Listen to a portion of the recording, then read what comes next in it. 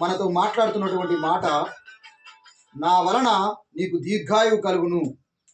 ఎవరి వలన దీర్ఘాయువు కలుగుతుందంటే, దేవుని యందు భయభక్తులు కలిగి ఎవరైతే ఉంటారో వారి వలన దీర్ఘాయువు కలుగుతుంది అంటున్నాడు.